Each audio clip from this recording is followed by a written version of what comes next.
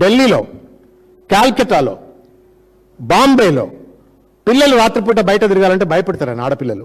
తల్లిదండ్రులు ఆడపిల్లల్ని బయటికి పంపాలంటే భయపడతారు. ఎందుకు అంటే ఏమైద్దో తెలియదు, పిల్లలు సేఫ్గా ఇంటికి వస్తారా రారా తెలియదు. నిర్భయ ఇన్సిడెంట్ ఇన్ ఢిల్లీ మీ అందరు గుర్తే ఉండుంటుంది. మన కళ్ళకు గట్టి కనబడ్డటువంటి ఒక సత్యం నిర్భయ. మనకు కనబడని నిర్భయాలు ఎంతోమంది ఉంటారన్న తెలంగాణలో సారీ బాంబేలో కావచ్చు, ఢిల్లీలో కావచ్చు, కల్కటాలో కావచ్చు. What is the guarantee in the light of this ladies incident, Sumati's incident, what is the guarantee that Nirbhayas are not happening in Hyderabad? If such kind of things are happening, what preventive measures are that Revanth Reddy is taking up as a Home Minister? Command Control Center lo usoni, it's a CCTV center adi. ఏ పోకిర్ నా కొడుకు ఏ అమ్మాయిని ఎక్కడ irritate చేసినా command control సెంటర్లో గద్ద లెక్క ఈగలై చూసినట్టు చూడాలి. మరి ఆడ ఎవరు కూర్చుంటారు? రేవంత్ రెడ్డి కూర్చుంటారు. పొద్దున్న లేస్తే అది సెక్రటరియట్లో కూర్చున్నట్టు వచ్చి ఆడ కూర్చుంటున్నాడు.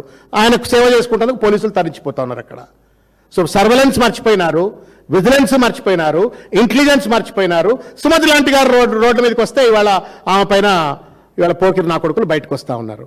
40 మంది పట్టుకుంటే కాదు, 4 లక్షలు 40 లక్షలు మంది మహిళలు వాళ్ళ రోడ్ల మీద తిరుగుతున్నారు హైదరాబాద్లో. వాళ్ళకి రక్షణ ఎట్లా కల్పిస్తాడో రేవంత్ రెడ్డి సమాధానం చెప్పాలా.